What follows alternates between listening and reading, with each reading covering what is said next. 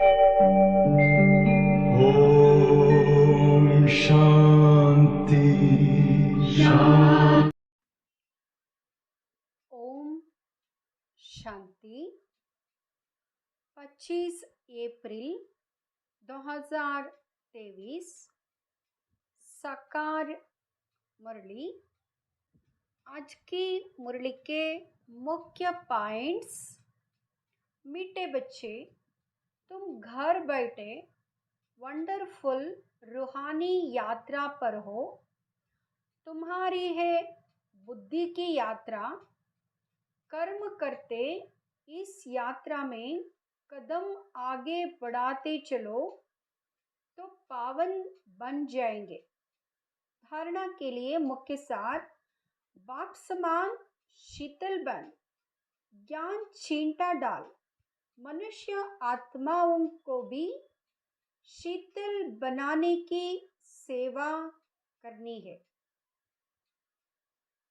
दूसरा, दादे की मिल्कियत को याद कर अपार खुशी में रहना है। रूहानी धंधा कर विश्व की बादशाही लेनी है। भगवान को हमारे पास आना है, वह हमको भगवान के पास जाना है।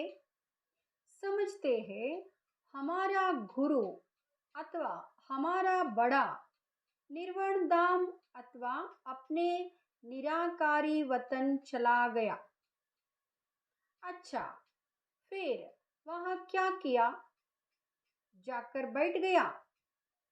क्या हुआ? वह कुछ भी पता नहीं। सिर्फ कह देते पार निर्वाण गया। ज्योति ज्योत समाया, लहर सागर में समा गई। कुछ भी पता नहीं है कि यह सृष्टि का चक्र कैसे फिरता है। इस समय जब आत्मा जीव के साथ है, सजनी है, तो वह बाप को ढूंढती है।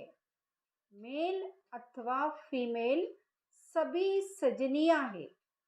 वैसे मेल्स को कोई सजनी थोड़े ही कहेंगे। इस समय हम बिल्कुल ऊपर जाते हैं। यहाँ हुआ ऊपर जाने का रास्ता, वहाँ हुआ नीचे आने का रास्ता। इनकी महिमा बहुत भारी है।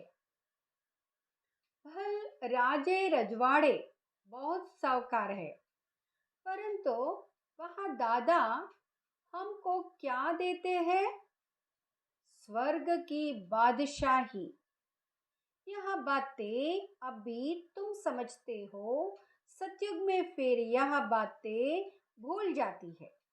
वरदान, समीप संबंध और सर्व प्राप्ति द्वारा सहज योगी बनने वाले सर्व सिद्धि स्वरूप भाव।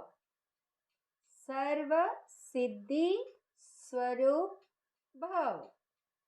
जो बच्चे सदा समीप संबंध में रहते हैं और सर्व प्राप्तियों का अनुभव करते हैं, उन्हें सहज योग का अनुभव होता है। वे सदा यही अनुभव करते कि मैं हूँ ही बाप का। उन्हें याद दिलाना नहीं पड़ता कि मैं आत्मा हूँ, मैं बाप का बच्चा हूँ, लेकिन सदा इसी नशे में प्राप्ति स्वरूप अनुभव करते, सदा शक्तिशाली स्थिति में रहते। इसलिए सर्व सिद्धि स्वरूप बन जाते हैं। स्लोगन, रूहानी शान में रहने वाले कभी हद के मान शान में नहीं आ सकते। हद के मान शान में नहीं आ सकते।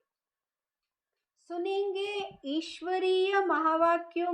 मीठे बच्चे, तुम घर बैठे वंडरफुल रूहानी यात्रा पर हो। तुम्हारी है बुद्धि की यात्रा। कर्म करते इस यात्रा में कदम आगे बढ़ाते चलो तो पावन बन जाएंगे। प्रश्न है, इस ज्ञान मार्ग में पेचदार तथा महीन बातें कौन सी है जो तुम बच्चे अभी ही सुनते हो? उत्तर, तुम जानते हो हम सभी मेल अथवा फीमेल एक शिव परमात्मा की सजनिया आत्माएं है। साजन है एक परमात्मा। फिर जिस्म के हिसाब से हम शिव बाबा के पोत्रे और पोत्रियां हैं। हमारा उनकी प्रॉपर्टी पर पूरा हक लगता है। हम 21 जन्म के लिए सदा सुख के पाठ दादे से लेते हैं। यह है पेचदार बातें। गीत है हमारे तीर्थ न्यारे है। ओम शांति। जिस्मानी यात्रा और रूहानी यात्रा पर यह गीत बनाया है भक्ति मार्ग वालों ने। जो पास्ट में हो गया है उसका गायन करते हैं। जो भी मनुष्य मात्र है उन सभी को जिस्मानी यात्रा का पता है। देखते हैं जन्म जन्मांतर से चक्र लगाते आए हैं। उन्हों की बुद्धि में बद्रीनाथ, श्रीनाथ आदि ही याद रहता है। तुम बच्चों को भी यह जिस्मानी यात्रा आदि याद थी और अभी भी याद है। तुमने यात्राएं जन्म जन्मांतर की है। अब तुम बच्चों की बुद्धि में रूहानी यात्रा का ज्ञान है। मनुष्यों का बुद्धि योग है स्थूल जिस्मानी यात्रा तरफ। तुम्हारा बुद्धि योग है रूहानी यात्रा तरफ। रात दिन का फर्क है। अभी तुम रूहानी यात्रा तरफ कदम बढ़ा रहे हो। यह वंडरफुल यात्रा घर बैठे करते हो। कोई समझ सकेंगे इस यात्रा को? जब धंधे धोरी आदि में लग जाते हैं तो इतनी याद नहीं रहती है, परंतु जब विचार सागर मंथन करने बैठेंगे तो अच्छी रीति याद आएगी हम यात्रा पर है। नॉलेज बड़ी सहज है। बच्चे समझते भी है बरोबर पतित पावन बाप क्या करते होंगे। पावन बनाने के लिए जरूर यात्रा होगी। वह है स्वीट निर्वाण धाम जिसको सभी भगत याद करते हैं। यह किसको मालूम नहीं है कि भगवान को हमारे पास आना है। वह हमको भगवान के पास जाना है। समझते हैं हमारा गुरु अथवा हमारा बड़ा निर्वाण धाम अथवा अपने निराकारी वतन चला गया। अच्छा, फिर वह क्या किया? जाकर बैठ गया। क्या हुआ वह कुछ भी पता नहीं है। सिर्फ कह देते पार निर्वाण गया, ज्योति ज्योत समाया, लहर सागर में समा गई। कुछ भी पता नहीं है कि यह सृष्टि का चक्र कैसे फिरता है। अब बाप समझाते हैं यह रूहानी यात्रा एक ही बार होती है। इस अंतिम जन्म में रूहानी यात्रा अथवा आत्माओं की यात्रा कहे। पहले पहले तो बच्चों को यह निश्चय हुआ कि हम आत्मा है। कहा जाता है जीव आत्मा दुख पाती है, तो इस समय जब आत्मा जीव के साथ है, सजनी है, तो वह बाप को ढूंढती है। मेल अथवा फीमेल सभी सजनियां है। वैसे मेल्स को कोई सजनी थोड़े ही कहेंगे, परंतु यहाँ है बहुत गुह्य पेचदार बातें। तुम अपने को शिव बाबा के पोतरे समझते हो, जबकि जिस्म में हो, तो इस हिसाब से पोतरे पोत्रियां ही ठहरे। बाबा ने समझाया है, तुम्हारा दादे की मिल्कियत पर हक है। कोई बाप भल धनवान हो, बच्चे नालायक हो, उनको मिल्कियत ना दे, यह हो सकता है। परंतु दादे की प्रॉपर्टी परंपरा से राजाई कुल में चली आई है। सतयुग त्रेता में तुम दादे की प्रॉपर्टी भोगेंगे। अभी तुम दादे से प्रॉपर्टी लेते हो। दादे की प्रॉपर्टी कितनी बड़ी जबरदस्त है। 21 जन्म तुम सदा सुख की प्रॉपर्टी लेते हो। परमपिता परमात्मा है दादा, ग्रैंडफादर। बाबा कहेंगे ब्रह्मा को, कहते हैं यह प्रॉपर्टी हम दादे से ले रहे हैं। तुम जितना पुरुषार्थ करेंगे उतना दादे की प्रॉपर्टी मिलेगी। जैसे यह माता पिता जगदम्बा जगत पिता पुरुषार्थ करते हैं, ऐसे हम भी इस पुरुषार्थ से ऐसा ऊंच बनते हैं। दादे से फुल प्रॉपर्टी लेते हैं, राजाई प्राप्त करते हैं। तुम जानते हो वह बादशाही फिर कितना समय चलती है। पॉइंट्स तो अथाह है। अगर इस प्रकार तुम कोई को भी समझाओ तो झट समझ जाएंगे। 2 बाप तो जरूर है। प्रजापिता ब्रह्मा को पिता तो सभी कहते हैं। गॉड फादर को सभी मानते हैं। वह बड़ा है दादा, ब्रह्मा उनका बच्चा ठहरा। ब्रह्मा का नाम तो बाला है। विष्णु व शंकर को प्रजापिता नहीं कहेंगे। सूक्ष्म वतन में तो रचना नहीं रचेंगे। ब्रह्मा ही जरूर यहाँ ब्राह्मण रचते होंगे। ब्रह्मा मुख कमल से परमपिता परमात्मा ने ब्राह्मण संप्रदाय रची। जैसे कहेंगे क्राइस्ट ने क्रिश्चियन संप्रदाय रची, इब्राहिम ने इस्लाम संप्रदाय रची। नाम आता है ना। शंकराचार्य ने भी रचना रची। हर एक जाड़ में टाल टालियां तो होती है। यहाँ है बेहद का झाड़। इनका रचयिता अथवा बीज रूप तो मशहूर है, नामी ग्रामी है। फाउंडेशन ऊपर में है, बीज है ऊपर, बाकी टाल टालियां अभी यहाँ ही कहेंगे। यह सारे मनुष्य की रची हुई रचना है। यह ब्रह्म कुमारी संस्था बीज रूप बाप ने स्वयं रची है। जो बीज रूप परमपिता परमात्मा ऊपर में रहते हैं। ऐसे नहीं सभी टाल टालियों का बीज रूप ऊपर में है। यह बड़ी महीन बातें हैं।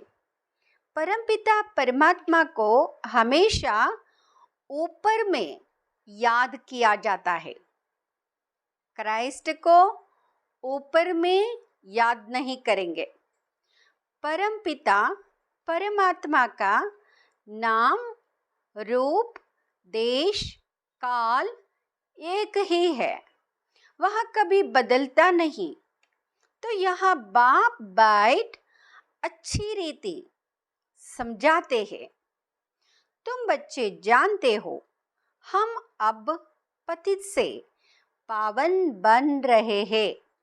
सदैव एक रस नहीं रहते हैं।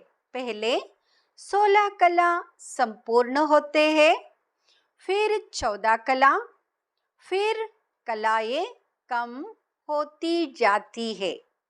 सतयुग के बाद फिर हम नीचे आते रहते हैं। इस समय हम बिल्कुल ऊपर जाते हैं। यह हुआ ऊपर जाने का रास्ता, वहाँ हुआ नीचे आने का रास्ता। इनकी महिमा बहुत भारी है। पतित पावन एक है, याद भी सभी एक को करते हैं, परंतु पूरा नहीं जानने के कारण देहधारियों को याद कर लेते हैं, क्योंकि इस बात में भूले हुए हैं कि पतित पावन कौन है।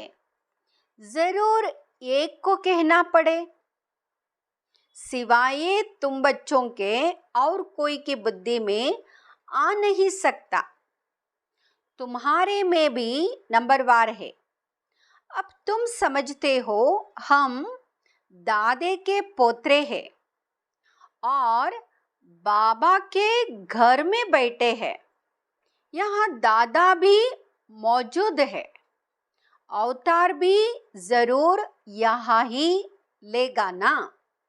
तुम कहेंगे यहाँ हमारा दादा हमको पढ़ाते हैं, वह परमधाम से आते हैं। वह हमारा दादा है रूहानी, और सब जिस्मानी दादे होते हैं। तो दादा कहते खुशी में एकदम उछल पड़ना चाहिए। भल राजे रजवाड़े बहुत साहूकार है, परंतु वह दादा हमको क्या देते हैं? स्वर्ग की बादशाही। यह बातें अभी तुम समझते हो। सतयुग में फिर यह बातें भूल जाती है। वहाँ इन लक्ष्मी नारायण आदि को भी पता थोड़ा ही रहता है कि स्वर्ग के सुख हमको किसने दिए। अगर यह समझे तो फिर यह भी समझे कि इनसे पहले हम कौन थे। बड़ी वंडरफुल बातें हैं। लक्ष्मी नारायण को यह पता नहीं रहता कि यह राजधानी हमको किसने दी है। सिवाय तुम ब्राह्मणों के और कोई नहीं जानते। तुम्हारा देवताओं से भी मर्तबा ऊंचा है। यहाँ तुमको दादे से प्रॉपर्टी मिलती है। तुम जानते हो बरोबर, यह ब्रह्मा बाप है। इनके तन में दादा ग्रैंडफादर आते हैं, नहीं तो पतितों को पावन बनाने कैसे आए। सभी आत्माएं ऊपर से नीचे आती है शरीर धारण करने। उनको अपना शरीर है नहीं। यह सभी बातें तुम बच्चों की बुद्धि में है। उनको कहाँ ही जाता है परमात्मा। इसका मतलब यह नहीं कि परमात्मा कोई बड़ा है, आत्मा छोटी है। परमात्मा और आत्मा में कोई फर्क नहीं है। ऐसे नहीं परमात्मा कोई छोटा बड़ा होगा। बाप कहते मैं कितना साधारण हूँ, मेरी महिमा बहुत बड़ी है, क्योंकि सभी को आकर पतित से पावन बनाता हूँ मैं भी आत्मा। मेरे में जो नॉलेज है वह तुमको देता हूँ। ऐसे नहीं, आत्मा कोई छोटी बड़ी होती है। आत्मा में नॉलेज ना होने कारण वह मैली हो जाती है, मुरझा जाती है, दीवा बुझ जाता है।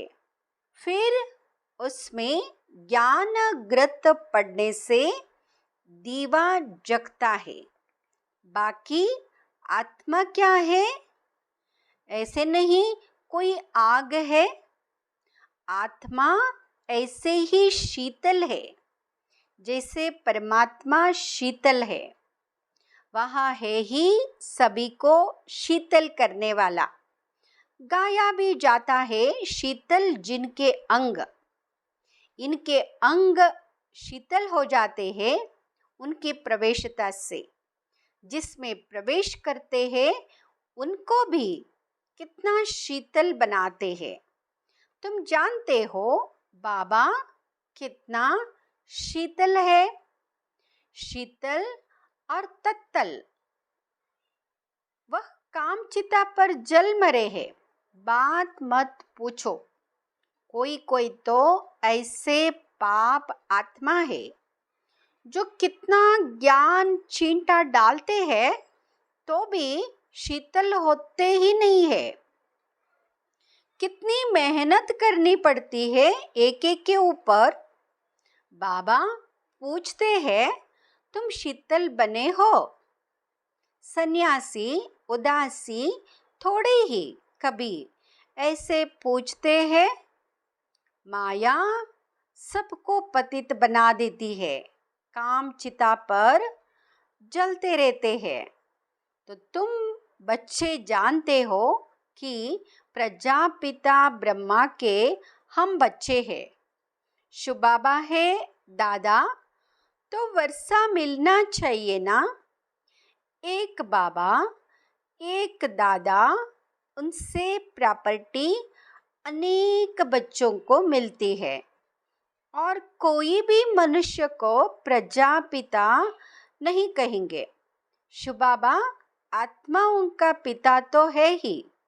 अभी तुम बच्चे जबकि सम्मुख बैठे हो तो जानते हो हम शिव बाबा के साथ बैठे हैं। वह हमारा दादा है जो स्वर्ग का रचयिता है। उनसे हम राजयोग सीख रहे हैं। दादे से हमको स्वर्ग की मिल्कियत मिलती है, जो फिर हम 21 जन्म कभी कंगाल नहीं बनेंगे। तुम बहुत साहूकार बनते हो। जो तुम पूज्य देवी देवता थे वही फिर पुजारी बनते हो। तुम जानते हो हम बाबा से वर्षा लेते हैं, 21 जन्म सुख भोगेंगे। कितने बार वर्षा लिया और गवाया है। परसों वर्षा लिया था, कल गवाया, फिर आज लेते हैं, कल फिर गवा देंगे। यह बातें तुम अभी जानते हो। इस समय नॉलेजफुल ज्ञान सागर बाप से तुम भी मास्टर ज्ञान सागर बनते हो। नॉलेज मिलती है। बाकी ऐसे नहीं कि कोई तेजोमय बिजली बन जाते हो। यह है सारी बड़ाई। जैसे श्री कृष्ण की बड़ाई की जाती है। वह जन्मता है तो सारे घर में रोशनी रोशनी हो जाती है। अब उस समय तो था ही स्वर्ग दिन, रोशनी तो थी ही।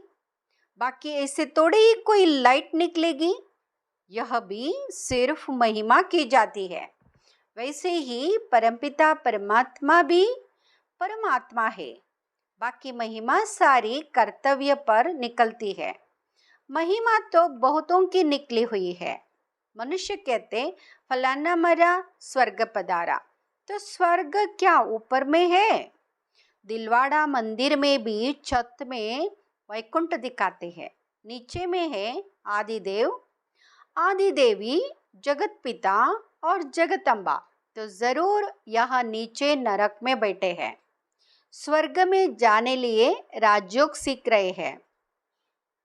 यहाँ तुम बच्चे जानते हो ओबोहो एक्यूरेट यादगार है। हम भी यहाँ आकर बैठे हैं, कितनी वंडरफुल बातें हैं। बच्चे आकर दादा के बने हैं, तो वह खुशी का पारा चढ़ना चाहिए। हम पावन दुनिया के मालिक बनते हैं। मेहनत बिगर थोड़े ही विश्व का मालिक कोई बनेगा। वह मेहनत है स्थूल, यह है सूक्ष्म। आत्मा को मेहनत करनी पड़ती है। रोटी पकाना, धंधा आदि करना, यह सब आत्मा करती है। अब बाबा आत्माओं को इस रूहानी धंधे में लगाते हैं। साथ साथ जिस्मानी धंधा भी करना है। बाल बच्चों को संभालना है।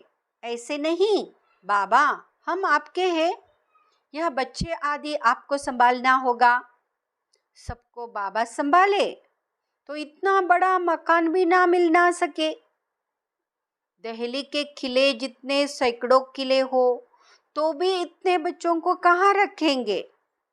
हो नहीं सकता। फिर तो इस मकान की कोई ताकत नहीं। कायदा ही है, गृहस्थ व्यवहार में रहते हुए अपना पुरुषार्थ करो। इतने सब बच्चे यहाँ आ जाए तो चल कैसे सके? तो बाप कहते मुझे याद करो, दादे से अकुट खजाना मिलता है। कितनी खुशी की बात है। टाइम कोई जास्ती नहीं है। गाया जाता है राम गयो रावण गयो। आगे साक्षात्कार होता रहेगा कि इसके बाद क्या होना संभव है। अपने घर के नज़दीक पहुंचते हैं तो वह जाड़ आदि देखने में आते हैं। तुम भी नज़दीक होते जाएंगे तो समझेंगे अब क्या क्या होगा। बाबा ज्ञान भी देता रहेगा। अच्छा, मीठे मीठे सिकिलदे बच्चों प्रति माता पिता बाप दादा का याद प्यार और गुड मॉर्निंग। रूहानी बाप की रूहानी बच्चों को नमस्ते। हम रूहानी बच्चों की रूहानी माता पिता बाप दादा को याद प्यार गुड मॉर्निंग और नमस्ते। शुक्रिया बाबा, दिल से शुक्रिया। ओम शांति।